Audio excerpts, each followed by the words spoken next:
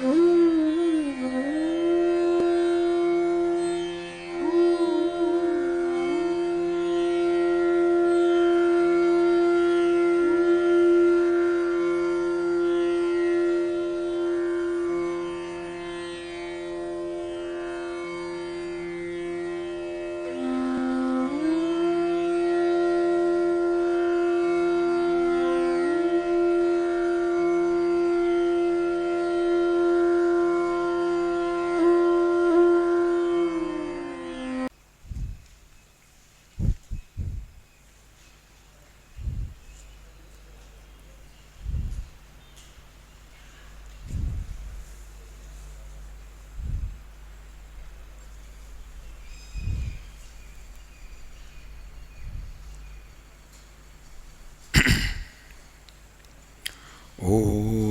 सहना भवतु सहनौ भुनक्तु सह वीर्यङ्करवावहै तेजस्विनावधीतमस्तु मा विद्विषावहै। ॐ शान्ति शान्ति शान्तिः। ॐ पूर्णमदः पूर्णमिदं पूर्णात् पूर्णमुदच्यते पूर्णस्य पूर्णमादाय पूर्णमेवावशिष्यते। ॐ शान्ति शान्ति शान्तिः। विश्वं दर्पणदृश्यमाननगरे तुल्यन्निजान्तर्गतं पश्यन्नात्मनि मायया बहिर्भूतं यथा निद्रया। यः साक्षात् कुरुते प्रबोधसमये स्वात्मानमेवाद्वयं तस्मै श्री गुरुमूर्तये नमः। इदं श्रीदक्षिणामूर्तये। वागीशायस्य वदने लक्ष्मीर्यस्य च वक्षसि यस्यास्ति हृदये संवित् तं नृसिंहमहं भजे। ॐ नमः परमहंसास्वादित चरणकमलचिन्मकरन्दाय भक्तजनमानसनिवासाय श्रीरामचन्द्राय विश्वसर्गविसर्गादि नवलक्षणलक्षितं श्रीकृष्णाख्यं परं नाम जगद्धाम नमामतं। सच्चिदानन्दरूपाय विश्वोत्पत्त्यादिहेतवे तापत्रयविनाशाय श्रीकृष्णाय वयं नुमः। यं प्रव्रजन्तमनुपेतमपेतकृत्यं द्वैपायनो विरहकातर आजुहाव। पुत्रेदि तन्मयतया तरवोऽभिनेदुः तं सर्वभूतहृदयं मुनिमानतोऽस्मि। संसारसागरे मग्नं दीनं मां करुणानिधे कर्ममोहगृहीताङ्गं मामुद्धर भवार्णवात्। श्रीमद्भागवताख्योऽयं प्रत्यक्षः कृष्ण एव हि स्वीकृतोऽसि मया नाथ मुक्त्यर्थं भवसागरे। मनोरथो मदीयोऽयं सफलः सर्वथा त्वया निर्विघ्नेनैव कर्तव्यः दासोऽहं तव केशव। शुकरूपप्रबोधज्ञ सर्वशास्त्रविशारद एतत्कथाप्रकाशेन मदज्ञानं विनाशय जन्माद्यस्य यतोऽन्वयादितरतः चार्थेष्वविज्ञस्वराट् तेने ब्रह्मरुदाय आदिकवये मुह्यन्ति यत्सूरयः तेजो वायुर्मृदां यथा विनिमयो यत्र त्रिसर्गो मृषा धाम्ना स्वेन सदा निरस्तकुहकं सत्यं परं धीमहि।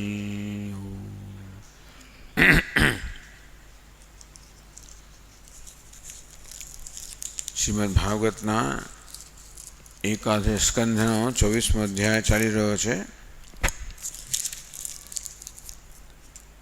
ભગવાન અધ્યાયમાં સાંખ્યનું અર્થાત આત્મતત્વનું વર્ણન કરી રહ્યા છે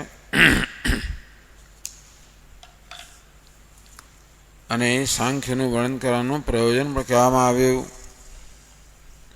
યદ વિજ્ઞાય પુમાન સદ્યો જહ્યાદ્વૈકલ્પિકમ ભ્રમમ. જે સાંખ્ય તત્વને જાણીને, સાંખ્ય એટલે આત્મા અનાત્મ વિવેક, એ દ્વારા અભિવેક દ્વારા આત્માને અનાત્માથી જુદો પાડીને જાણવામાં આવે. યદ વિજ્ઞાય પુમાન સદ્યો જહ્યાદ્વૈકલ્પિકમ ભ્રમમ. આ ભેદ બુદ્ધિ પર આધારિત જે ભ્રમ છે એનાથી મનુષ્ય મુક્ત થઈ જાય છે.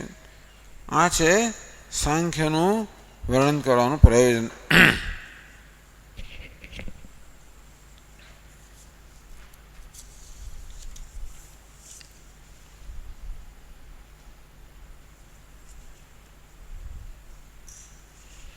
પહેલાં તો સૃષ્ટિનું વર્ણન કરવામાં આવ્યું કે પહેલાં પરમાત્મા હતો, પુરુષ અને પ્રકૃતિ બે તત્વનો આવિર્ભાવ થયો.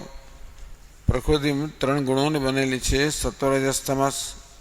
એમાંથી મહત્તત્વ જે જ્ઞાન અને ક્રિયા શક્તિમત છે, એમાંથી સમષ્ટિ અહંકાર જે ત્રિગુણાત્મક છે, સાત્વિક, રાજસ અને તામસ.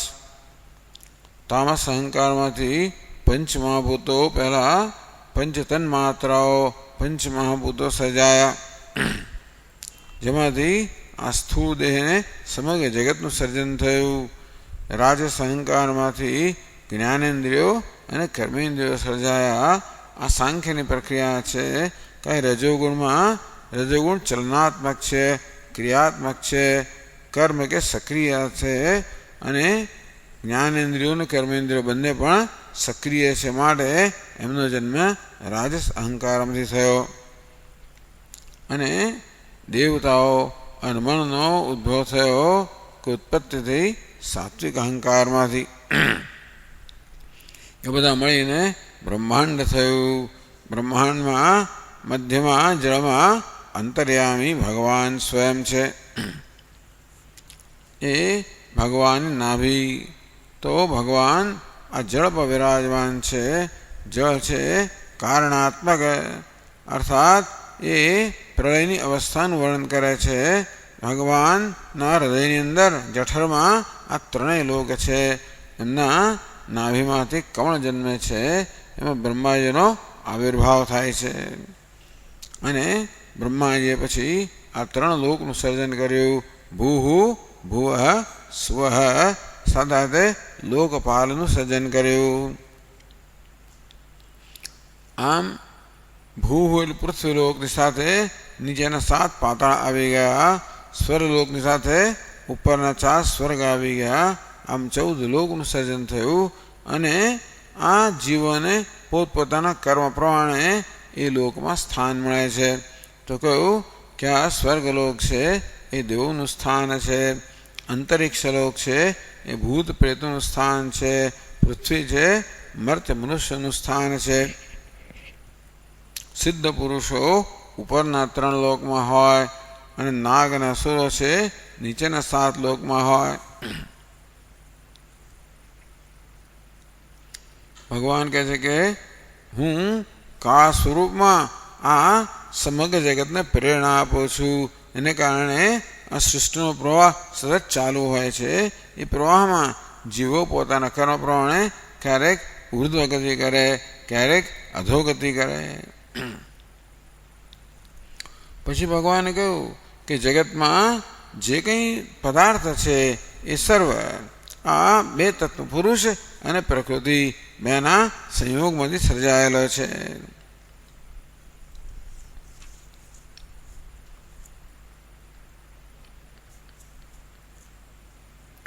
તો પ્રકૃતિ છે, પુરુષ છે અને કાળ છે.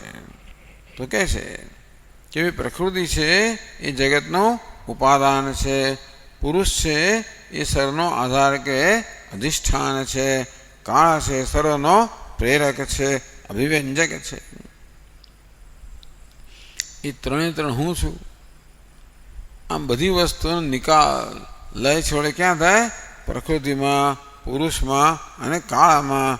ભગવાન કે બ્રહ્મ તત્ત્રિતયમ ત્વહમ, એ ત્રણ બ્રહ્મ છે અને હું બ્રહ્મ છું.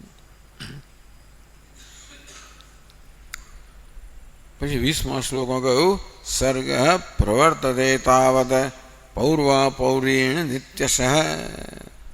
આ સર્ગ કહો, આ સૃષ્ટિ કહો, પૌર્વા પૂરીણ, પૂર્વ અને અપર.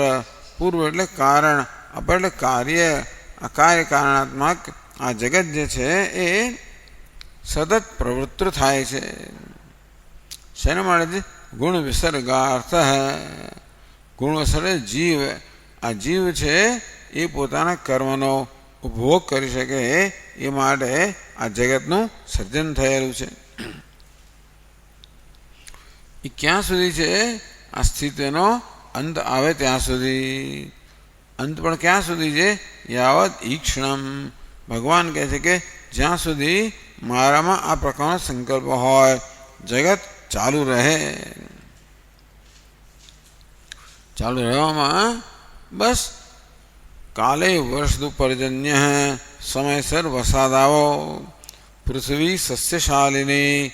આ પૃથ્વી એકદમ લીલીછમ રહે અનાજથી અને ઘાસથી. દેશોયમ ક્ષોભરહિત. આ દેશ છે, પ્રદેશ છે, એ ક્ષોભથી રહિત રહે, વિક્ષેપથી રહિત રહે વગેરે. ભગવાન કે જ્યાં સુધી મારામાં આ પ્રકારનો સંકલ્પ છે કે આ વૃક્ષો પણ ફૂલતા ફાલતા રહે, ફળ ફૂલ આપતા રહે, પૃથ્વી પણ ફળદ્રુપ રહે, અનાજ આપતી રહે. આમ દરેક તત્વ પોતપોતાનું કાર્ય કરતું રહે અને એ રીતે આ જગતની સ્થિતિ ચાલુ રહે એવો મારો સંકલ્પ જ્યાં સુધી ત્યાં સુધી આ જગતનો પ્રવાહ ચાલુ રહે છે.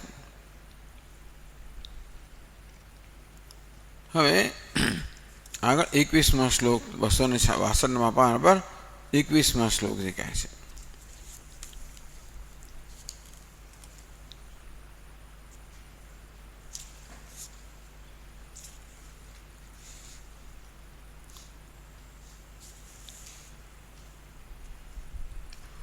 તો કહે છે પ્રલયમ નિરૂપયતિ.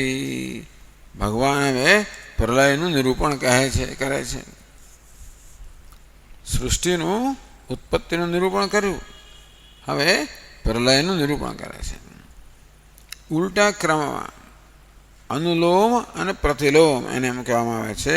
અનુલોમ સર્જન અમુક ક્રમથી થાય, પ્રતિલોમ વિરુદ્ધ ક્રમથી લય થાય. તો જેવી રીતે તૈત્રીય ઉપનિષદમાં પ્રક્રિયા સમજાવી. તસ્માદ વા એ તસ્માદ આત્મનઃ આકાશ સંભૂત. એ પરમાત્મામાંથી આકાશની ઉત્પત્તિ થઈ. આકાશમાંથી વાયુ, એમાંથી અગ્નિ, એમાંથી જળ, એમાંથી પૃથ્વી. પૃથિવ્યામ ઔષધય.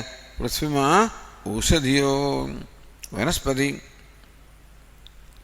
ઔષધિભ્ય અન્નમ.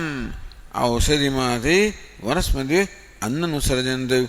અન્નાદ પુરુષ. અન્નમાંથી પુરુષનું સર્જન થયું, આ દેહનું સર્જન થયું. આ પ્રકારનો ક્રમ હતો એને અનુલોમ કહે. પ્રતિલોમ વિપરીત ક્રમથી. જો કે અહીંયા એવું ક્રમ બતાવ્યો સાથે સાથે કે પ્રકૃતિમાંથી મહત્તત્વમાંથી ત્રિગુણાત્મક અહંકાર, એમાંથી તામસ અહંકારમાંથી પંચમહાભૂત વગેરે વગેરે, રાજસમાંથી તો કે ઇન્દ્રિયો, સાત્વિકમાંથી દેવતાઓ અને મન, આ પ્રકારની નો ક્રમ બતાવવામાં આવ્યો. વિપરીત ક્રમથી ભગવાન લયનું વર્ણન કરે છે.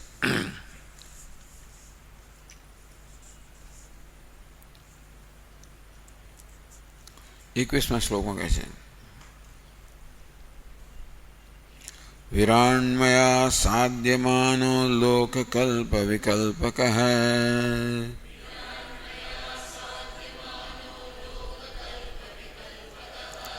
પંચત્વાય વિશેષાય કલ્પતે ભુવનૈઃ સહ.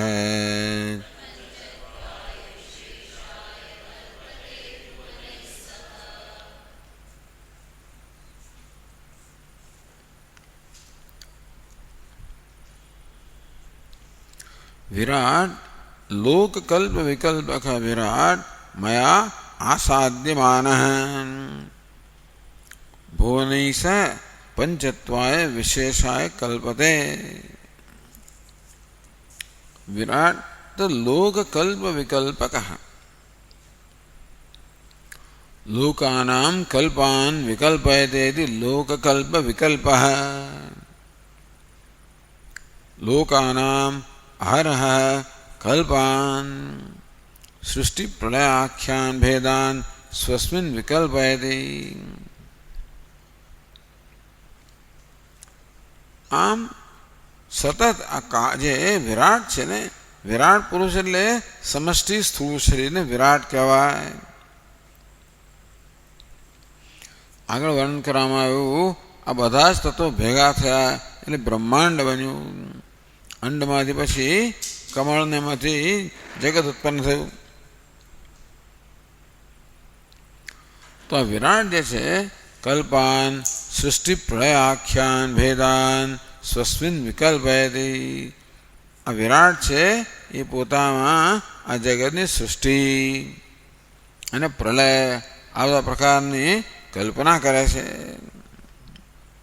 તથાપિ વિરાટ મયા આસાદ્યમાન. વિરાટ જે છે એ ટૂંકમાં વિરાટની અંદર સતત આ સૃષ્ટિ સ્થિતિ લય થયા જ કરે છે. જગતમાં પ્રત્યેક ક્ષણે નવું સર્જન થાય છે. નવું સર્જન ક્યારે થાય? પહેલાની સ્થિતિનો નાશ થાય. આ પ્રકારે પહેલા કારણમાંથી કારણનો નાશ થાય, કાર્ય જન્મે, એનો નાશ થાય, બીજું જન્મે. આમ નાશ અને જન્મની પ્રક્રિયા સતત ચાલ્યા કરે છે. મયા આસાદ્યમાન મયા કાલાત્મના વ્યાપ્યમાન પ્રલયમ એષ્યમાણ વા. તો ભગવાન કે હું જ્યારે કાળ રૂપે વિરાટમાં તો વ્યાપ્ત થયેલો જ છું, પણ મારામાં હવે એ પ્રકારનો સંકલ્પ જન્મે કે હવે પ્રલય થાવ. જ્યારે ભગવાન કે મારામાં સંકલ્પ જન્મે, કાલાત્મયા આસાદ્યમાં, હું એટલું હું કાળ સ્વરૂપ છું, મારામાં એવો સંકલ્પ જન્મે કે હવે પ્રલય થાવ. પ્રલયમ એષ્યમાણો વા ભુવનૈઃ સહ પંચત્વાય વિશેષાય કલ્પતે. પંચત્વ એટલે ખબર છે? પંચત્વ એટલે મૃત્યુ. એટલે પંચત્વમાપુ સ્વગુણેન બદ્ધાઃ કુરંગ માતંગ પતંગમીન ભૃંગાઃ શબ્દાદિભિઃ પંચભિઃ પંચ. તો વિવેકક્ષણમાં બહુ પંચત્વ શબ્દ વાપર્યો. પંચત્વમાપુ, પંચત્વ એટલે શું? આ પાંચ મહાભૂત છૂટા પડી જવા, એકનું પાંચ થઈ જવું. જ્યારે દેહનું મૃત્યુ થાય ત્યારે ધીમે ધીમે ધીમે એક પછી એક મહાભૂત છૂટવા માંડે. પહેલા વાયુ જતો રહે, પછી અગ્નિ જતો રહે, પછી અથવા અગ્નિ જતો રહે, પછી વાયુ જતો રહે, પછી ધીમે ધીમે જળ જતો રહે, પૃથ્વી જતો રહે, અવકાશ જતો રહે. ટૂંકમાં પંચમહાભૂતોના સંયોગથી આ સ્થૂળ દેહ બનેલો છે. એ પંચમહાભૂત જ્યારે પોતપોતાના સ્થાને જતા રહે ત્યારે એકના 5 થઈ ગયા ને, પંચત્વ કહેવાય. તો કે પંચત્વાય વિશેષાય કલ્પતે. વિશેષ વિભાગ, આ પંચમહાભૂત બધા ભેગા થઈ ગયા છે, એનો સંયોગ થયો છે, જેને કારણે આ દેહ સર્જાયો છે. એ જ્યારે પંચમહાભૂતના વિભાગ થઈ જાય ત્યારે શું થાય? પંચત્વ થઈ જાય. યોગ્યો ભવતી. તો ભગવાન કે હું કાળ સ્વરૂપ છું અને વિરાટમાં વ્યાપ્ત છું. મારામાં જ્યારે આ પ્રકારનો સંકલ્પ જન્મે કે વિરાટમાં હવે પ્રલય થાવ, ત્યારે ધીમે ધીમે એ સંકલ્પને કારણે આ પંચમહાભૂત જે બધા ભેગા થયેલા છે એ વિભક્ત થઈ જાય. મિલિતાનામ પંચભૂતાનામ કાર્યરૂપો વિરાટ. વિરાટ કોને કહેવાય? સમષ્ટિ સ્થૂળ શરીર, આ સમગ્ર બ્રહ્માંડ એ પંચમહાભૂત એકબીજા સાથે મળેલા છે. એ પંચમહાભૂતના સંયોગમાંથી આ વિરાટ પુરુષ કહો સર્વ વસ્તુઓ બનેલી છે. એશામ વિભાગેન, એ પંચમહાભૂતના વિભાગ થાય તો સમગ્ર વિરાટનો નાશ થઈ જાય. ખરું ને? નાશ થવો એટલે ભગવાનમાં સંકલ્પ જન્મવો કે પ્રલય થઈ જાઓ તો આ પંચમહાભૂત બધા જે જુદા છે એ વિભક્ત બની જાય.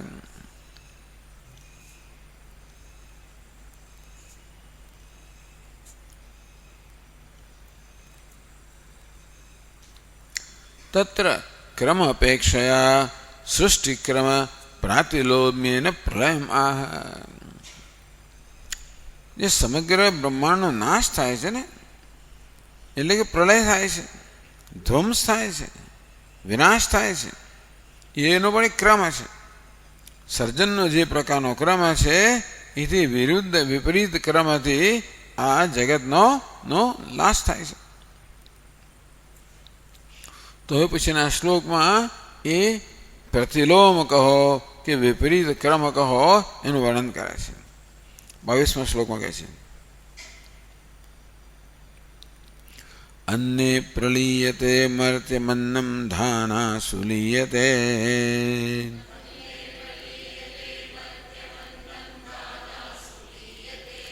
ધાના ભૂમો પ્રલીયન્તે ભૂમિર્ગંધે પ્રલીયતે.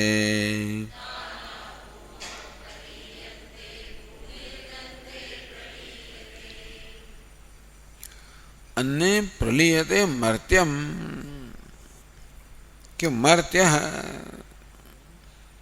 મર્ત્ય કહો ટૂંકમાં આ દેહ, આ મનુષ્ય. અન્ને પ્રલીયતે, મર્ત્યમ એટલે શરીરમ, યેનો ઉપચિતમ તસ્મિન અન્ને. તો જ્યારે જગતમાં પ્રલય થવાનો હોય તો શું થાય ખબર છે? 100 વર્ષ સુધી અનાવૃષ્ટિ રહે.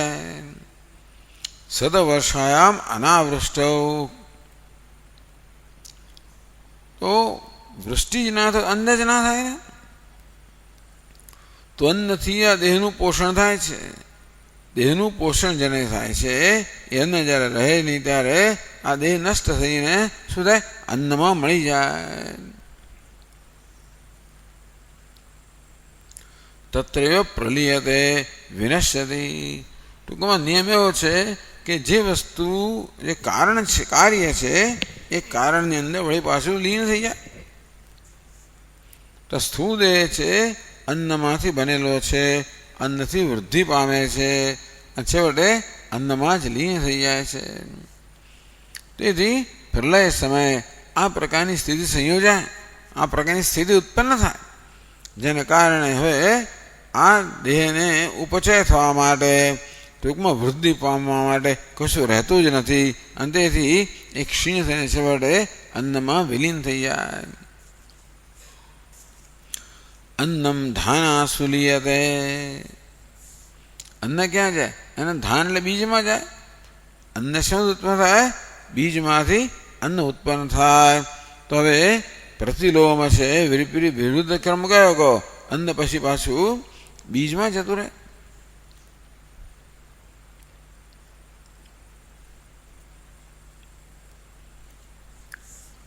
ધાના ભૂમો પ્રલીયંતે, આ ધાન્ય છે, આ બીજ છે એ ભૂમિમાં લીન થઈ જાય. ઉપતા ન પ્રરોહંતી ઇત્યર્થ. આમ તો તમે છે ને આ બીજને જેમને વાવો એમાંથી અંકુર ફૂટે, અન્ન થાય. પણ ધારો કે તમે બીજને જમીન વાવો અને ઉગે જ નહીં, તો એ બીજ જમીનની અંદર નષ્ટ થઈ લીન થઈ ગયા ને. આ રીતે પ્રલય સમય એવું થાય કે આ બીજ બધા જે ભૂમિમાં વાવ્યા હોય એ ભૂમિમાં જ રહી જાય, એટલે ભૂમિ બની જાય.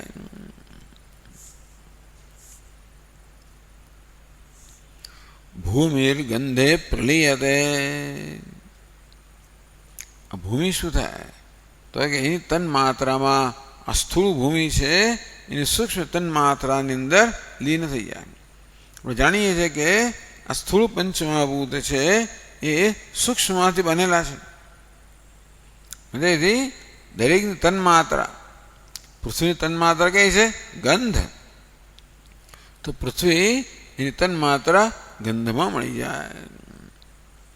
કે છે સંવર્તક આદિત્ય શોષિતા સંકર્ષણ મુખાગ્નિના દગ્ધા ચ સતી. આ પૃથ્વીનું શું થાય બિચારના? તો કે સંવર્તક આદિત્ય શોષિતા. પ્રલયની અંદર આ સૂર્ય છે અને એ બધાને એના પોતાની ગરમીથી બધાનું શોષણ કરે. સંકર્ષણ મુખાગ્નિના દગ્ધા. આ સંકર્ષણ પ્રલયાગ્નિ છે એનાથી એ પૃથ્વી દગ્ધ થઈ જાય. પહેલા સૂર્યની ગરમીથી એનું શોષણ થઈ જાય, છેવટે પ્રલયના અગ્નિથી દગ્ધ થઈ જાય. ભૂત સૂક્ષ્મ રૂપ ગંધ માત્ર અવશેષા ભવતી. જો આ બધા વિનાશક તત્વો છે એ માત્ર સ્થૂળ દેહનો જ નાશ કરી શકે, કે સ્થૂળ પંચમહાભૂતનો નાશ કરી શકે, સૂક્ષ્મનો નાશ ન કરી શકે. એટલા માટે આ પૃથ્વીને પેલો સૂર્ય છે સૂકવી નાખે અને અગ્નિ એને બાળી નાખે, તો છેવટે પૃથ્વીનું કોઈ પ્રકારનું પૃથ્વીપણું કે કોઈ પ્રકારનું મૂર્તપણું રૂપ રહે નહીં. એ શેમાં લીન થઈ જાય? પોતાની તન માત્રામાં ગંધમાં લીન થઈ જાય. ભૂત સૂક્ષ્મ રૂપ ગંધ માત્ર અવશેષા ભવતી. તો પૃથ્વીનું જે સૂક્ષ્મ રૂપ છે ગંધ તન્માત્રા, એટલી પૃથ્વી રહે નહીં, માત્ર ગંધ તન માત્ર રહી જાય.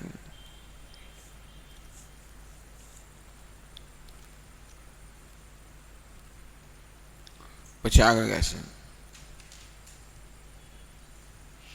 અપ્સુ પ્રલીયતે ગંધ આપશ્ચ સ્વગુણે રસે.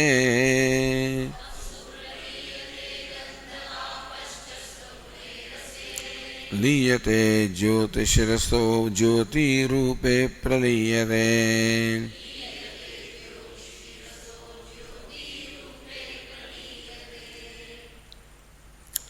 આ ગંધનો પ્રલય શેમાં થાય? અપ્સુ પ્રલીયતે ગંધ. પૃથ્વીનું કારણ શું છે? જળ. તેથી કાર્ય છે એ કારણમાં લીન થઈ જાય. તો પૃથ્વી પોતાના સૂક્ષ્મ તત્વ કે તન્માત્ર ગંધમાં લીન થઈ ગઈ, અને ગંધ એ શેમાં? એની પછીનું એનું કારણ જળમાં લીન થઈ જાય. અપ્સુ પ્રલીયતે ગંધ. કે જે શત વર્ષયા વૃષ્ટા પ્લાવ્યમાનો ગંધ અપ્સુ પ્રલીયતે. 100 વર્ષ સુધી આ પ્રલયનો મુશળધાર વરસાદ વરસે, અંતેથી પેલી ગંધ છે ને એ જળ સૂક્ષ્મ તન્માત્રા છે એ જળમાં લીન થઈ જાય. પછી શું થાય? જ્યોતિષા શોષ્યમાણા આપશ્ય સ્વગુણે રસે. આ જળ છે એ પોતાનો ગુણ રસમાં લીન થઈ જાય. તો જ્યોતિષા શોષ્યમાણ આપશ્ચ, પછી અગ્નિથી આપ જળ છે એનું શોષણ થઈ જાય. સ્વગુણે સ્વકારણે રસે પ્રલિયંતે, આ જળ છે પોતાનું કારણ જે તન્માત્રા છે, સૂક્ષ્મ તન્માત્રા રસ છે એમાં લીન થઈ જાય. રસમાત્ર અવશેષા ભવતી, આ જળ જે છે એને માત્ર રસ માત્ર રહી જાય. ભવંતી રસ માત્ર રહી જાય. લીયતે જ્યોતિષી રસ, આ રસનું શું થાય પછી તો કે જ્યોતિષી લીયતે, આ રસ છે એ જ્યોતિમાં અગ્નિમાં લીન થઈ જાય એનું કારણ.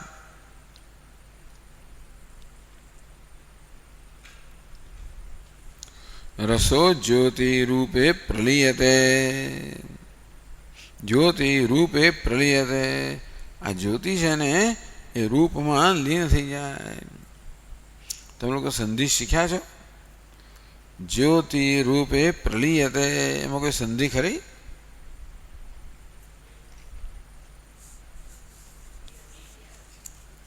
જ્યોતિ રૂપે પ્રલિયતે એમાં કોઈ સંધિ રહેલી છે? જ્યોતિ શબ્દ છે, બરાબર. જ્યોતિ છે, જ્યોતિ રૂપે પ્રલિયતે. તો વિસર્ગ પછી રેફ આવે તો વિસર્ગનું શું થાય? રેફ થઈ જાય. બે રેફ આવે તો શું થાય? આગળનો સ્વર છે એ દીર્ઘ બની જાય, એક રેફનો લોપ થઈ જાય. એટલે જ્યોતિ જ્યોતિર જ્યોતિ રૂપે પ્રલિયતે. આ જ્યોતિ છે એનું કારણ છે રૂપ. રૂપ કોનો ધર્મ છે? અગ્નિનો. એટલે આ જ્યોતિ એટલે જે અગ્નિ તત્વ છે એ પોતે તન્માત્રા રૂપની અંદર લીન થઈ જાય. જ્યોતિષ વાયુના અભિભૂયમાનમ, ધીમે ધીમે ધીમે એક એક તત્વો પ્રબળ થતા જાય. પૃથ્વી પ્રબળ થઈ જાય અને આ દેહને ધાન્યને બધાને ગ્રહણ કરી લે. જળ પ્રબળ થાય, પૃથ્વીને પણ શોષી લે, પૃથ્વીને પોતાનો લીન કરી દે. પછી અગ્નિ પ્રબળ થાય, જળને શોષીને પોતાનામાં લીન કરે. વાયુ પ્રબળ થાય અને અગ્નિને પોતાનામાં સંકેલી લે, પોતાનામાં ગ્રહણ કરી લે, શોષી લે. જ્યોતિષ છે વાયુના અભિભૂયમાનમ, જ્યોતિ એટલે અગ્નિ તત્વ છે એ વાયુથી અભિભૂત થઈ જાય. વાયુથી તો કે પરાજિત થાય, વાયુથી નિયંત્રિત થાય.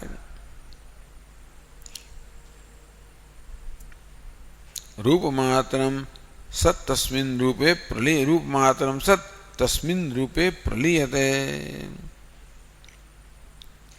એટલે જે અગ્નિ તત્વ છે ને એની તન માત્ર છે રૂપ. અગ્નિ તત્વ રૂપ માત્ર રહી જાય. અગ્નિનો આકાર બધો જતો રહે. માત્ર એટલે એની બધી એનામાં જે સ્થૂળતા છે જતી રહે અને એ સૂક્ષ્મ રૂપે રહે.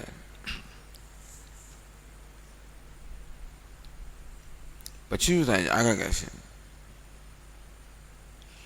રૂપમ વાયુ સચ સ્પર્શે લીયતે સોપી ચાંબરે.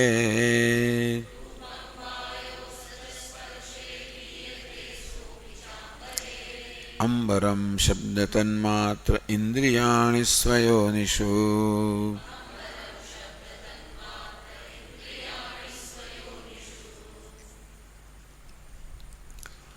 રૂપ છે એનું કારણ વાયુ છે, એ વાયુમાં લીન થઈ જાય.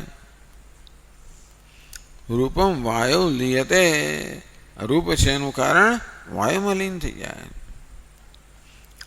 તો વાયુ ક્યાં જાય? સોબીચ અંબરે લીયતે, વાયુ આકાશમાં લીન થઈ જાય. એના કારણમાં વાયુ છે કાલ પ્રેરિતેન અંબરેણ ગ્રસ્ત સ્પર્શ માત્ર. તો તે વખતે વાયુ છે ને કાળથી પ્રેરિત, અંબર જે છે ને આકાશ, કાળથી પ્રેરિત જે આકાશ છે એનાથી ગ્રસ્ત થઈ જાય. આકાશ આ વાયુને ગળી જાય અને માત્ર સ્પર્શ માત્ર જ રહી જાય. તસ્મિન સ્પર્શે લીયતે. આજે સ્થૂળ વાયુ છે એ સૂક્ષ્મ સ્પર્શમાં લીન થઈ જાય. સોપી છે અંબરે લીયતે. એ સ્પર્શ છે એ અંબરમાં લીન થઈ જાય. સ્પર્શશ્ચ અંબરે લીયતે. અંબર એટલે આકાશ. તો અંબર એટલે વસ્ત્ર પણ થાય, અંબર એટલે આકાશ પણ થાય. દિગંબર એટલે શું?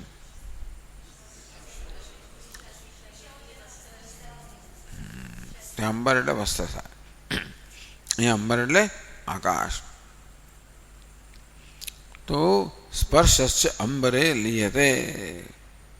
અંબરમ શબ્દ તન્માત્ર ઇન્દ્રિયાણી સ્વયોનિષુ. આ શું શબ્દ તન્માત્ર છે? શું છે? માત્રે. શબ્દ અંબરમ શબ્દ તન્માત્રે લીયતે. અંબરમ ચ ભૂતાદિના અહંકારેણ ગ્રસ્યમાનમ. આકાશ છે ને, આ પેલો અહંકાર છે ને, એ આકાશને ગળી જાય, કારણ કાર્યને ગળી જાય. અને શબ્દ તન્માત્રે લીયતે. આકાશની સ્થૂળતા છે એને પેલો અહંકાર ગળી જાય, અને કારણે આકાશ સૂક્ષ્મ શબ્દ માત્રમાં લીન થઈ જાય.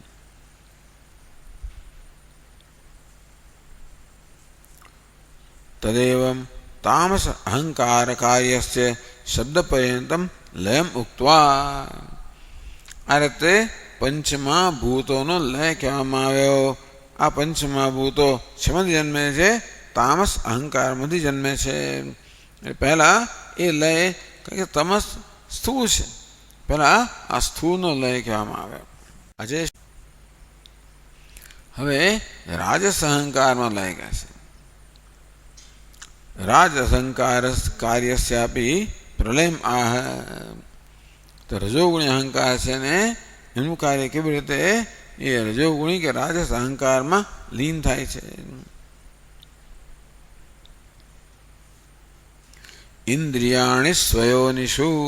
આ શ્લોક હવે ઇન્દ્રિયાણી સ્વયોનિષુ. ઇન્દ્રિયો યોનિ એટલે પોતાનું કારણ, સ્વયોનિષુ. તો ઇન્દ્રિયો એટલે શું સમજવાનું? સ્વપ્રવર્તક દેવતાસુ લીયંતે. ઇન્દ્રિયો શેમાં લીન થઈ જાય? ઇન્દ્રિયોને પ્રવૃત્ત કરનારા, પ્રેરિત કરનારા દેવતાઓ છે. ઇન્દ્રિયો પોતપોતાના દેવતાઓમાં લીન થઈ જાય. ચક્ષુરિન્દ્રિય છે અગ્નિ દેવતામાં, સ્પર્શેન્દ્રિય વાયુ દેવતા. ઇન્દ્રિય તન્માત્રા, રૂપ તન્માત્રા છે. પછી હવે શબ્દ તન્માત્રા, સ્પર્શ તન્માત્રા, રૂપ તન્માત્રા. પોતપોતાના અધિષ્ઠાન દેવતામાં. શબ્દ તન્માત્રા અધિષ્ઠાન દેવતા દિગ્દેવતા. સ્પર્શ તન્માત્રા અધિષ્ઠાન દેવતા વાયુ દેવતા. રૂપ તન્માત્રા અધિષ્ઠાન દેવતા આદિત્ય દેવતા. રસ તન્માત્રા અધિષ્ઠાન દેવતા વરુણ તન્માત્રા. વરુણ એટલે આજે રસ તન્માત્રા છે વરુણમાં. અને છેલ્લું રહ્યું ગંધ તન્માત્રા અશ્વિની કુમારમાં. આ પ્રકારે આ બધા સ્વપ્રવર્તક દેવતાસુ લીયંતે. આ 10 ઇન્દ્રિયો પોતાને પ્રવર્તક અધિષ્ઠાન દેવતાઓ છે એમાં લીન થઈ જાય.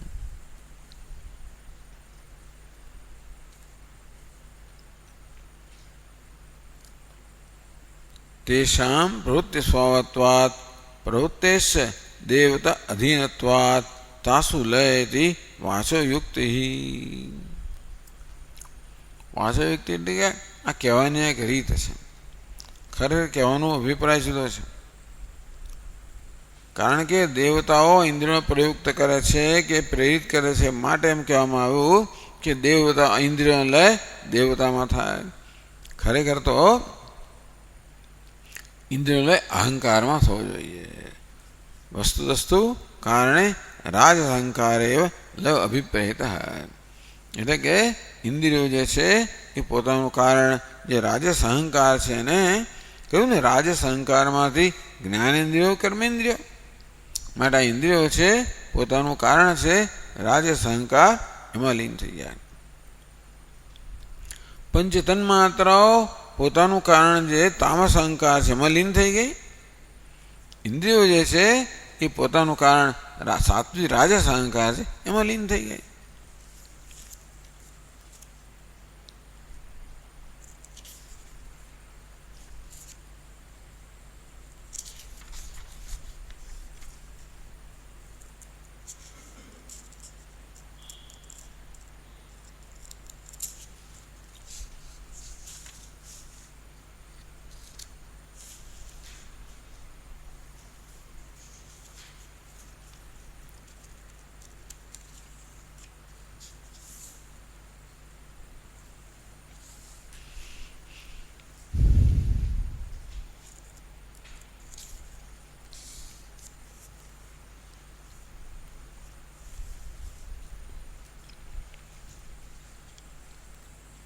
યાદ રાખજો, આ 24મા શ્લોકમાં છેલ્લા શબ્દો કહે છે ઇન્દ્રિયાણી સ્વયોનિષુ.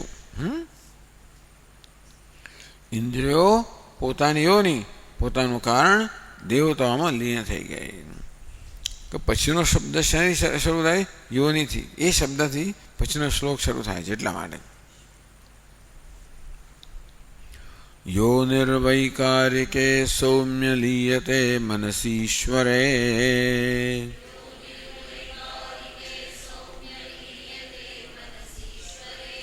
શબ્દો ભૂતાદિમપ્યેતિ ભૂતાદિર્મહતિ પ્રભુઃ.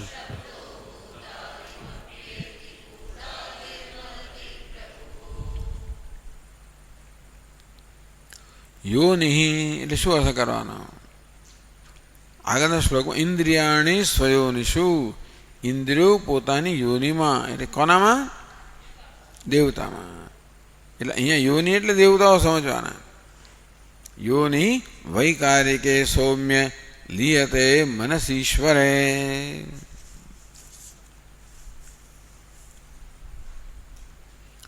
આ યોનિ જે છે ને એ એક વચન છે, પણ ખરેખર એક વચનની વિવક્ષા નથી. આપણે બહુ વચન સમજવાનું. કારણ કે યોનિ એટલે દેવતાઓ ઘણા છે. એક જ દેવતા લીન થાય તો શું થાય? બધા દેવતાઓ લીન થાય ને. યોનિ એટલે યોનય. દેવતાસ્તુ ક્યાં જાય છે? લીયતે મનસી ઈશ્વરે. એ લોકો દેવતાસ્તુ ઈશ્વરે, ઈશ્વરનો અર્થ અહીંયા આગળ ભગવાન નહીં, એનું નિયંત્રણ કરનાર. મનસી લીયંતે, ઇન્દ્રિયો છે એનું નિયંત્રણ કોણ કરે? મન કરે ને. કે ઇન્દ્રિયોને ઘોડા સાથે સરખાવવામાં આવી છે, મનને કોની સાથે? લગામ સાથે, બુદ્ધિને સારથી સાથે. અંતેથી આ ઇન્દ્રિયોને કામો કોણ રાખે? લગામ. એટલે ઈશ્વર કહેવામાં આવ્યો. મનને ઈશ્વર કે ઈશ્વર એટલે કે નિયામક કહેવામાં આવે. તો આ યોનિ એટલે યોનય, આ દેવતાઓ છે એ મનસી ઈશ્વરે લીયંતે, પોતાનો જે નિયામક છે એ મનની અંદર દેવતાઓનો લય થાય છે. મનોવશેન્યે હ્યવહન સ્વદેવાહ. આગળ કહ્યું કે દેવતાઓ મનને વશ થયા. એટલે મન કોણ છે? દેવતાઓને વશમાં રાખનારું છે. એટલે એને ઈશ્વર કહેવામાં આવ્યું. તો મન જે ઇન્દ્રિયોનું ઈશ્વર છે એમાં આ ઇન્દ્રિયો લીન થઈ જાય.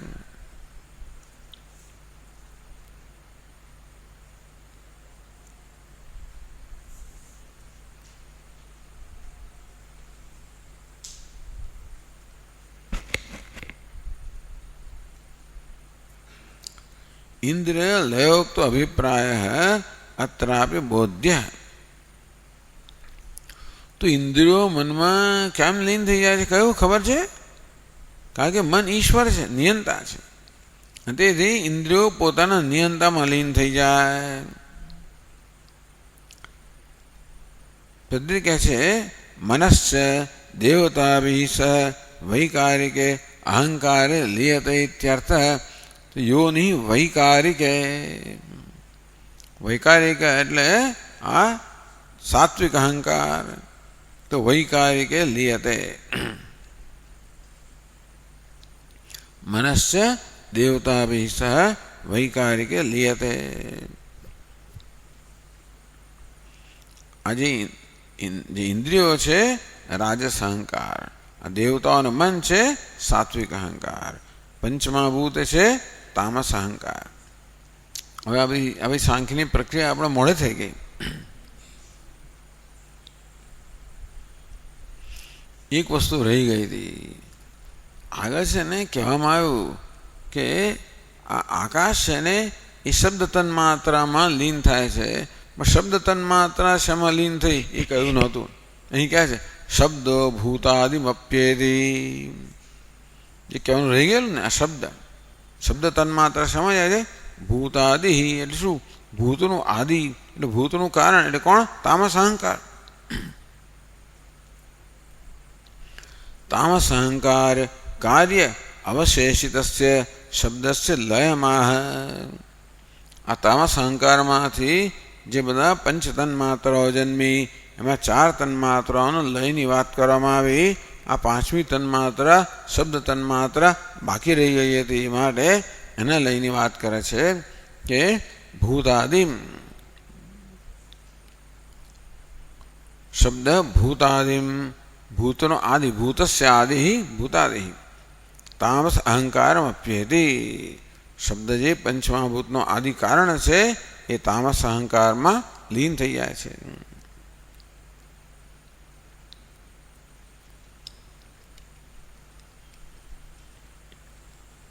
ભૂતાદિ અપી ભૂતાદિ મહતિ પ્રભુ. આ ભૂતાદિ છે અહંકાર છે એ મહાત્મા, આ ભૂતાદિ પ્રભુ છે. અહીં ટીકા કરે છે ભૂતાદિ અપી ઉપલક્ષણમ. ભૂતાદિ એટલે તામસ અહંકાર, પણ ખરેખર એ ત્રિવિધ અહંકારનું ઉપલક્ષણ છે. આ 3 પ્રકારનો અહંકાર. કારણ કે હવે જોવું બધી પંચ તન્માત્રાઓ તામસ અહંકારમાં લીન થઈ ગઈ, બધી ઇન્દ્રિયો રાજસ અહંકારમાં લીન થઈ ગઈ, આ મન દેવતા સાત્વિક અહંકારમાં લીન થઈ ગયા. એટલે આ 3 અહંકાર ત્રિવિધ અહંકાર એ કયો છે પ્રભુ છે. કેમ પ્રભુ છે?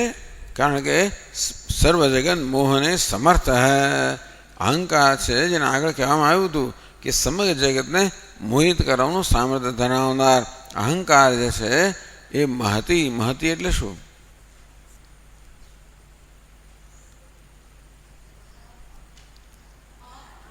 હા,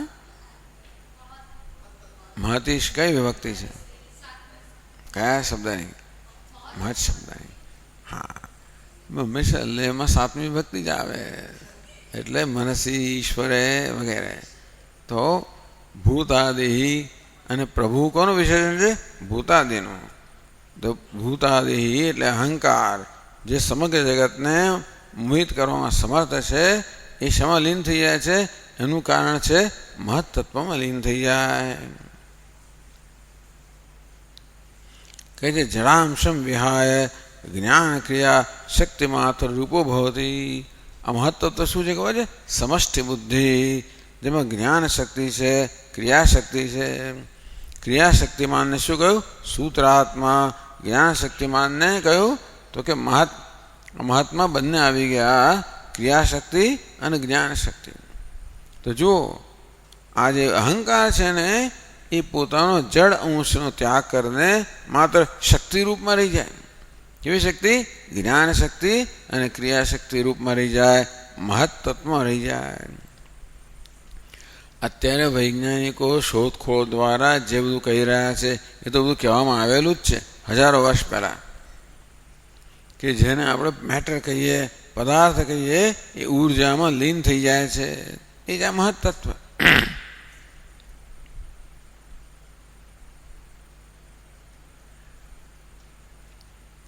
હજી આખો પ્રલય બાકી છે, આગળ છે. સલીયતે મહાન સ્વેષુ ગુણેષુ ગુણવત્તમઃ.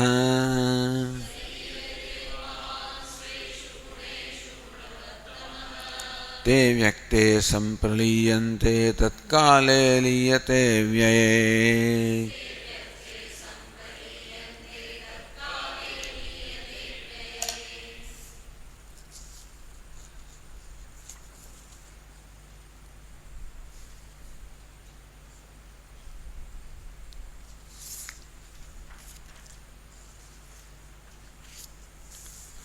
સલીયતે મહાન સ્વેષુ ગુણેષુ ગુણવત્તમઃ. સહ ગુણવત્તમઃ મહાન સ્વેષુ ગુણેષુ લીયતે. તો એ ગુણવત્તમ એટલે શું? આ જ્ઞાન શક્તિ અને ક્રિયાશક્તિ પ્રધાન જે મહત્તત્વ છે એ ગુણોની અંદર લીન થઈ જાય છે.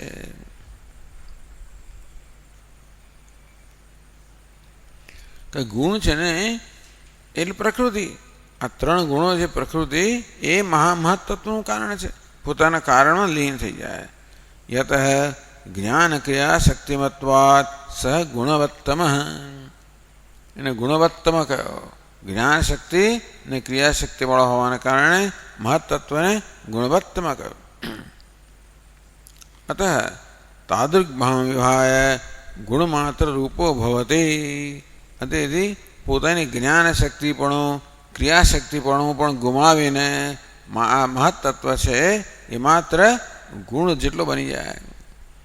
ગુણવત્તમ એટલે જ્ઞાન શક્તિ અને ક્રિયાશક્તિ ધરાવનાર મહત્તત્વ. એ જ્ઞાન શક્તિપણું અને ક્રિયાશક્તિપણું પણ ગુમાવીને માત્ર ત્રણ ગુણમય રહી જાય.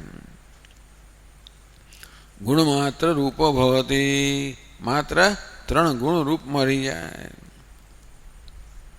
પછી શું? તે અવ્યક્તે સંપ્રલીયન્તે. તે એટલે કોણ? પેલા ગુણો.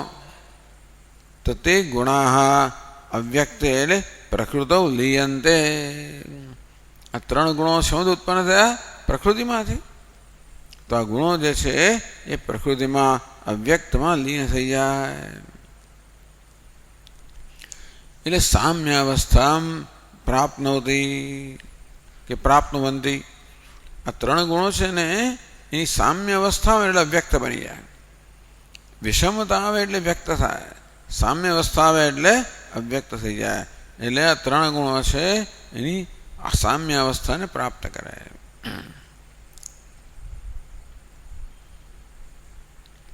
તત્કાલે લીયતે વ્યયે. તત અવ્યયે કાલે લીયતે. અવ્યક્ત જે છે એ ક્યાં જાય? અવ્યયે કાલે લીયતે. અવ્યયે ઉપરત વ્યાપારે કાલે લીયતે. આ કાળ અવ્યક્ત કેમ ખબર છે? કાળ જ્યારે પોતાનો વ્યાપાર હવે છોડી દે છે, જ્યાં સુધી કાળ પોતાનો વ્યાપાર કરતો હોય ત્યાં સુધી આ બધી સર્જન પાલન લયની ક્રિયા ચાલ્યા કરે. પણ કાળ અવ્યક્ત બની ગયો. કાળે પોતાનો વ્યાપાર પોતાની પ્રવૃત્તિ છોડી દીધી. તેથી આજે અવ્યક્ત છે એટલે કે ગુણો છે એ કાળમાં લીન થઈ જાય. કાલ અધીનત્વાત તેન એકીભૂય અવતિષ્ઠતે. કારણ કે આ ત્રણ ગુણો કાળ એવું છે ને, આ કાળ જે છે ને એ પ્રેરક છે. ભગવાન કહે ને હું કાલ સ્વરૂપે ત્રણ ગુણોને પ્રેરણા કરીને એમાં વિક્ષોભ જન્માવું છું, વિષમતા ઉત્પન્ન કરીને હું સૃષ્ટિનો પ્રારંભ કરું છું. એટલે આ ત્રણ ગુણો સામ્ય અવસ્થામાં હતા ત્યારે કાળ એમને પ્રક્ષોભિત કરે છે. એટલે તેથી એ લોકો કાળમાં લીન થઈ ગયા. પછી આગળ કહે છે કાલો માયામયે જીવે જીવ આત્મનિમય્યજે.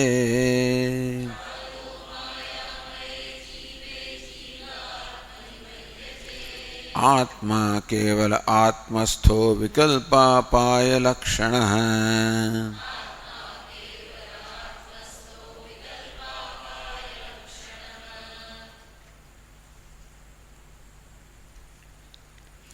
કાલો માયામય જીવે. આ કાળ છે માયામય माया प्रवर्तके जीवे लीयते। तो जीवयति जीव महापुरुष है। पुरुष पुरुष અને પ્રકૃતિ આ કાળ જે છે એ મહાપુરુષમાં એને જીવ કહેવામાં આવ્યો. કેમ? જીવયતિ જીવ જે બધાને જીવાડે છે માટે જીવ કહેવામાં આવ્યો. એ કેવો છે? માયામય માયા પ્રવર્તકે માયાને પ્રવૃત્ત કરનાર જે પુરુષ છે એમાં કાળ લીન થઈ જાય. જીવ આત્મની મય અજય. અને જીવ છે ક્યાં જતા? પરમાત્મામાં. સૌથી પહેલો કોણ છે? પરમાત્મા. પછી પુરુષ અને પ્રકૃતિ અને પછી આ બધું થયું ને. એટલે આ પ્રકૃતિ પણ પુરુષમાં અને પુરુષ છેવટે પરમાત્મામાં લીન થઈ જાય.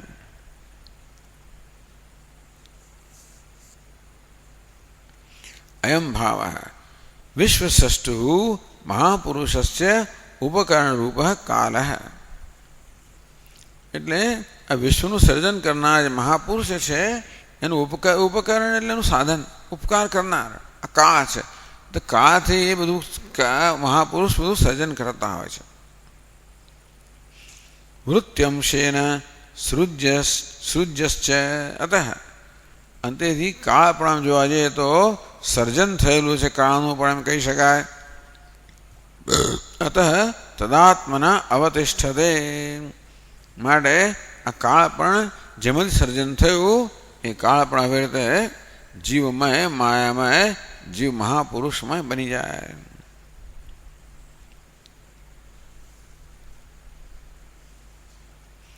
કાલમ ચરંતમ સૃજતીશ આશ્રયમિતિ સપ્તમે.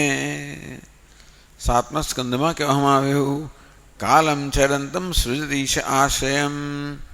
આ ઈશ્વર છે પરમાત્મા એ આશ્રયમ કાલમ ચરંતમ આ વિચરણ કરનાર કાળ છે એ રૂપી આશ્રયનું સર્જન કરે છે ઈશ્વર.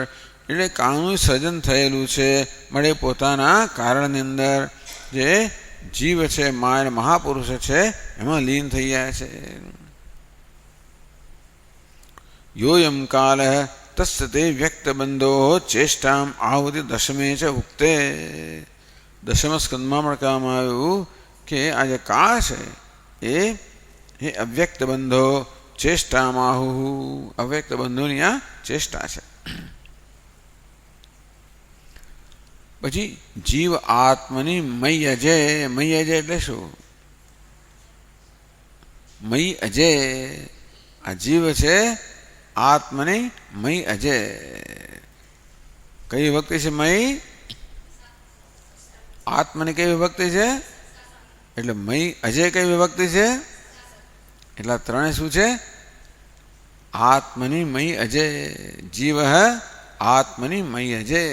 જીવ જે હું આત્મા છું અજન્મા છું એમાં આ પુરુષ છે પણ પરમાત્મા અજન્મા છે એમાં લીન થઈ જાય છે.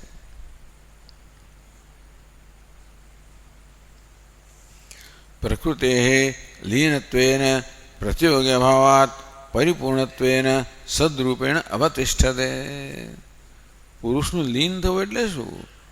પુરુષ સદ સ્વરૂપ બની જાય. બસ માત્ર પરમાત્મા સ્વરૂપ બની જાય. પ્રકૃતિ રહી નથી, હવે કાળ પણ રહ્યો નથી. મારે આ પુરુષ છે એ આત્મા બનીને રહે છે. આત્મા ક્યાં લીન છે? આત્મા કેવલ આત્મસ્થ વિકલ્પાપાય લક્ષણ. આત્મા તો આત્મસ્થ એવ ભવતી. આત્મા તો પોતાનામાં સ્થિત છે. એટલે શું છે? સ્વયં મહિમ્નિ પ્રતિષ્ઠિત. આત્મા તો પોતાના મહિમામાં પ્રતિષ્ઠિત છે, એને ક્યાંય લીન થવાનું નથી. કેમ? કેવલ એ કેવો છે? એકલો અદ્વિતીય નિરુપાધિ ઉપાધિ રહિત છે. વિકલ્પાપ્યાય લક્ષણ વિકલ્પ અપાયાભ્યામ વિશ્વત્પોત્તિ પ્રલયાભ્યામ લક્ષ્યતે અધિષ્ઠાનતેન અવધિત્વેન જ્ઞાયતે.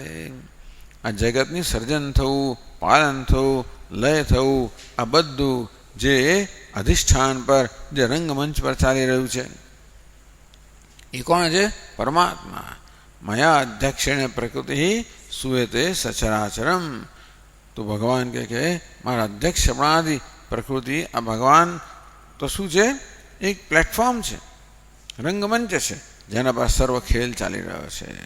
વિકલ્પ અપાય લક્ષણ, વિકલ્પ એટલે સૃષ્ટિ, અપાય એટલે લય, વિકલ્પ અપાય લક્ષણ આત્મસ્થ. ઓકે, એ વિકલ્પ અને અપાય એટલે સર્જન પાલન વગેરે છે, એનું જે અધિષ્ઠાન છે, અવધિ છે, લક્ષણ જ્ઞાયતે એ પરમાત્મા. તો પરમાત્માનું જ્ઞાન કેવી રીતે થાય? જેને કારણે આ વિકલ્પ છે, સૃષ્ટિ છે, લય છે, આવું થઈ રહ્યું છે ને, એ પરથી આપણે લક્ષણાવૃત્તિ દ્વારા આપણે સમજી શકીએ આ બધાનું અધિષ્ઠાન હોવું જોઈએ. અધિષ્ઠાન પરમાત્મા છે.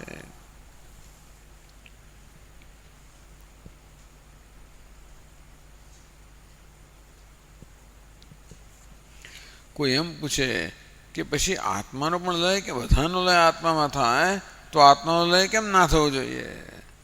જો આત્માનો કશામાં લય થાય તો પછી એનો લય શેમાં થાય, એનો લય શેમાં થાય? આ લયની પ્રક્રિયા ક્યાંક તો અટકવી જોઈએ. એટલે આત્મા શું છે? આ બધા વિકલ્પ અપાય છે, એ બધાની અવધિ શું છે? આ પરમાત્મા છે. અહીં લય કહેવામાં આવે, વેદાંતમાં બાધ કહેવામાં આવે. આ લયની અવધિ એટલે આગળ લય ના થઈ શકે. આ બધા લયની અવધિ એટલે આ લયની પ્રક્રિયા જ્યાં જઈને અટકે એ કોણ છે? પરમાત્મા. અસ્થિ ભાતિ પ્રિય. એ પણ કશામાં લીન થનારો તો એને શું કહેવાય? તો કે અનવસ્થા. એ કોઈ અવસ્થા જ ન રહે માટે સૌ લય ક્યાં જઈને અટકે છે? આ પરમાત્મા.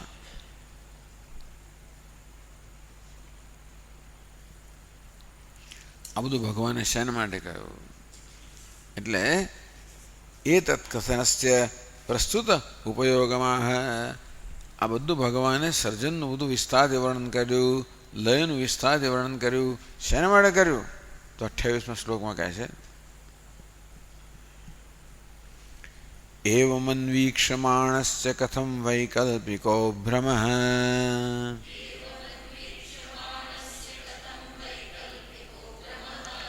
મનસો હૃદય તિષ્ઠેતવ્યોમ્નિવાર્કોદયે તમઃ.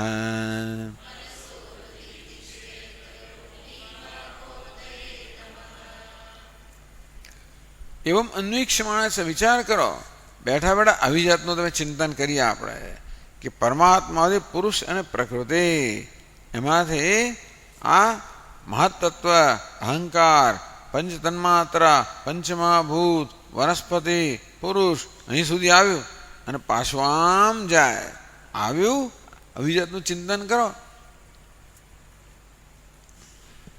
તો કોઈ વસ્તુ મહત્વની રહે જ નહીં ખરેખર. અંતેથી આ જ કહેવામાં આવ્યું કે કેવી રીતે એકમાં ઈશ્વરની ઉત્પત્તિ થાય છે, એમાં વળી પાછો બધાનો લય થાય છે. યદા ભૂત પૃથક ભાવમ એકસ્થમનુપશ્યતે તતએવ ચ વિસ્તારઃ બ્રહ્મ સંપદ્યતે. તથા ભગવાને ગીતામાં કહ્યું કે જ્યારે સાધક આ પ્રકારે જુએ છે આ બધો વિસ્તાર એકમાંથી છે, વળી પાછો લય પણ એમાં જ થાય છે, તો પછી આ બધી કોઈ વિવિધતા મહત્વની રહે જ નહીં ને. એકમાંથી વિવિધતામાંથી પછી એક, એવું આખું સમગ્ર ચિત્ર જોઈએ આપણે. આપણે માત્ર આપણી સંકુચિત દ્રષ્ટિએ નાનું ચિત્ર જોઈએ છીએ અને સતત રાગ દ્વેષથી પીડાતા હોઈએ, પણ આ સમગ્રતા ચિત્ર જોવામાં આવે તો બધી વસ્તુ સરખી જ થઈ ગઈ. બધાએ છેવટે પંચમહાભૂતમાંથી સર્જાયા, એ વળી પાછું આમાંથી મહત્તત્વ વગેરેમાંથી. તેથી આ બધો જે વિવિધતા છે, આ વિષમતા છે, એ શું છે? એ માત્ર એક આભા દેખાવા જ થઈ ગયો ને. એટલે ભગવાનના બસ એક ધંધો જ, એક જ ધંધો છે ભગવાનનો. એકમાંથી અનેક બનું, એમાંથી પાછું એક બનું, અનેક બનું, બસ આવું ચાલ્યા કરે છે. એવમ અન્વીક્ષમાણસ્ય, આ પ્રકારનું જે અન્વેષણ કરે, આ પ્રકારે જે દર્શન કરે, આ પ્રકારે સતત જુએ. કથમ વૈકલ્પિકો ભ્રમ મનસો હૃદય કથમ વૈકલ્પિકો ભ્રમ તિષ્ઠેત. વૈકલ્પ એટલે ભેદ, ભેદ નિમિત્તો ભ્રમ, અહંકાર, મમકાર, એટલે મારું શું તારું, આવું આખું જોઈએ ત્યારે આ તો ભગવાનમાંથી જન્મે પછી ભગવાનમાં ગયું આમાં મારું કશું નહીં, તારું કશું નહીં, હું કશું નહીં, તું કશું નથી. અહંકાર મમકાર આ કશાને કોઈ સ્થાન રહે જ નહીં ખરેખર. એટલે કે છે વૈકલ્પિકો ભ્રમ કથમ સ્યાદ. બી કેવી રીતે આ વૈકલ્પિક એટલે વિકલ્પ એટલે ભેદ. તો ભેદ નિમિત્ત હું જુદો અને તું જુદો આ પ્રકારના ભેદને કારણે જે બધો ભ્રમ જન્મે છે, જે બધી પીડાઓ જન્મે છે, એ કેમ હોઈ શકે?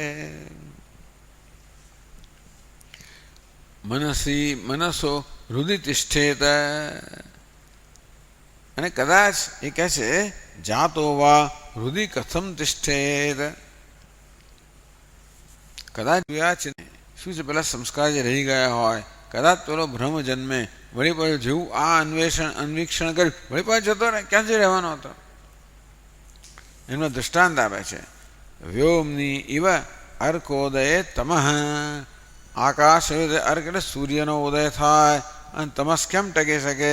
તેવી રીતે આ જ્ઞાન વિષ્ણુ ઉદય થાય તો આ ભ્રમ કહેવામાં આવી.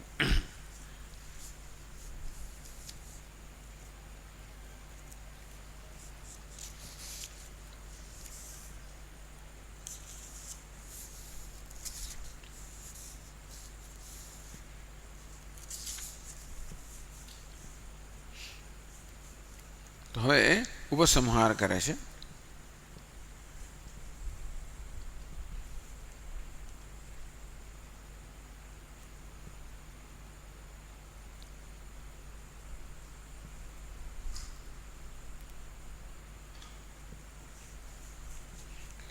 एष सांख्यविधिः प्रोक्तः संशयग्रन्थिभेदनः.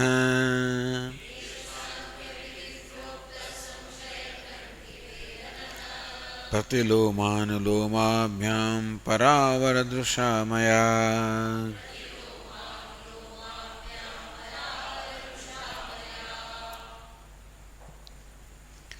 एष सांख्यविधिः मया प्रोक्तः.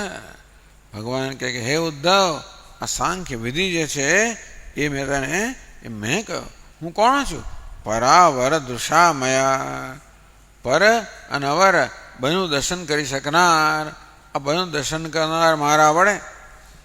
પર અને અવર, પર એટલે કારણ, અવર એટલે કાર્ય. ટૂંકમાં કાર્ય કારણાત્મક આ સમગ્ર જગતનું દર્શન કરનાર, સ્પષ્ટ રીતે જોનાર, એની આર પાર જોનાર જે હું છું એવા મારા વડે હે ઉદ્ધવ આ સાંખ્ય વિધિ છે એ તને કહેવામાં આવ્યો. દેહાત તો કહે છે કે કેવો સંશય ગ્રંથિ ભેદન. તો આ સંશય છે એને એ જ ગ્રંથિ છે. ગ્રંથિવત દુર્મોચ્યત્વાત. આ ગ્રંથિમાંથી જેવી રીતે ગાંઠને છોડવી અત્યંત કઠિન હોય તેવી રીતે આ સંશયરૂપી ગાંઠ છે એને છોડવી કઠિન છે. કેવો સમજે? દેહાત્મ ભેદાભેદ. દેહને આત્મા જુદા છે કે જુદા નથી? સુખ દુઃખ પરામર્થ પરમાર્થત્વ પરમાર્થત્વ. આ સુખ દુઃખ સાચા છે કે સાચા નથી? ટૂંકમાં અનેક પ્રકારના બધા ભેદ પર રચાયેલા સંશયો જન્મ્યા હોય એ સંશયોને ગ્રંથિને તોડી નાખનાર છે. ભેદ સંશય ગ્રંથિ ભેદ. પ્રતિલોમાનુલોમાભ્યામ. એ કેવી વિધિ કયા કયા પ્રકારે કહો? એ તો એ સાંખ્ય વિધિ. પ્રતિલોમાનુલોમાભ્યામ એટલે પ્રતિલોમ અનુલોમ એટલે ઉત્પત્તિ ઉપસંહાર ક્રમાભ્યામ. તો કે અનુલોમ એટલે ઉત્પત્તિ, પ્રતિલોમ એટલે સંહાર. આ ક્રમથી આખો જે વિધિ મેં તને કહ્યો. પરાવર દૃશા કાર્ય કારણે યથાત્મ દ્રષ્ટા. હું કોણ છું? કાર્યને કારણનું યથાત્મ જાણનાર હું જે ભગવાન છું એના વડે હે ઉદ્ધવ આ સાંખ્ય વિધિ છે એ તને કહેવામાં આવ્યો. જે બધા સંશયરૂપી ગ્રંથિ છે એને ભેદનાર છે. અને પછી કોઈ ભ્રમ કેમ રહી જાય? માટે મનુષ્ય મુક્તિ પ્રાપ્ત કરે. તો મોક્ષ માટે આ આખો ક્રમ આપણને કહેવામાં આવ્યો. ઓમ.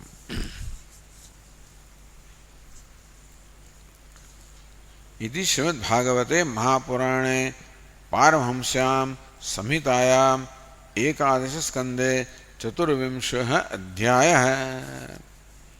આ પ્રકારે શ્રીમદ ભાગવત મહાપુરાણમાં આ પરમહંસોની સંહિતા છે સુખદેવજીની, અને એકાદશ સ્કંદમાં 24મો અધ્યાય આ પ્રકારે સમાપ્ત થયો. ઘણું બધું સમાપ્ત થયું. એવી રીતે બી ઘણી ટીકાઓ, શ્રીધરી ટીકા સમાપ્ત થઈ, વંશીધરી, અન્વિતાર્થ વગેરે વગેરે આ બધી ટીકા પણ સમાપ્ત થઈ.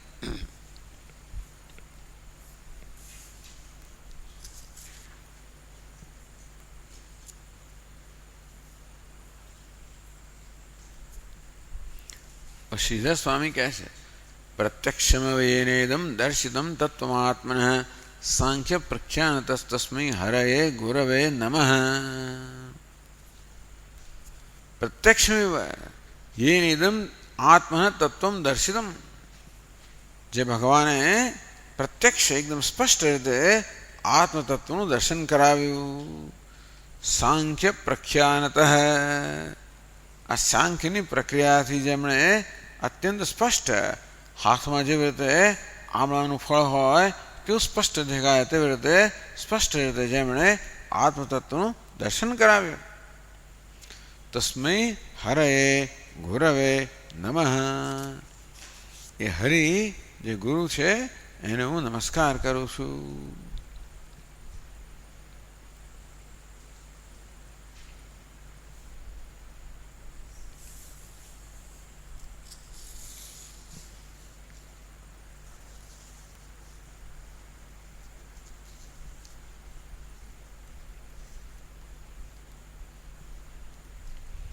ગુરુ રૂપેણ હરિણા, ભગવાન હરિ છે એ ગુરુ રૂપમાં આવીને આવી રીતે સ્પષ્ટ રીતે આત્મતત્વનું દર્શન કરાયું. એમને મારા નમસ્કાર. ઓમ પૂર્ણમદ પૂર્ણમિદમ પૂર્ણાત પૂર્ણમુદચ્યતે પૂર્ણસ્ય પૂર્ણમાદાય પૂર્ણમેવાવશિષ્યતે. ઓમ શાંતિ શાંતિ શાંતિ. સચ્ચિદાનંદરૂપાય વિશ્વોત્પત્યાદિહેતવે તાપત્રય વિનાશાય શ્રીકૃષ્ણાય વયં નમઃ. જન્માદ્યસ્ય યતોऽન્વયાદિતરતઃ ચાર્થેष्वभिज्ञस्वराट् तेने ब्रह्महृदाय आदिकवये मुह्यन्ति यत्सूरयः. तेजो वारिमृदां यथा विनिमयो यत्र त्रिसर्गो मृषा धाम्ना स्वेन सदा निरस्तकुहकं सत्यं परं धीमहि. ओम शांति शांति शांति. हरि ओम. श्री गुरुभ्यो नमः. हरि ओम.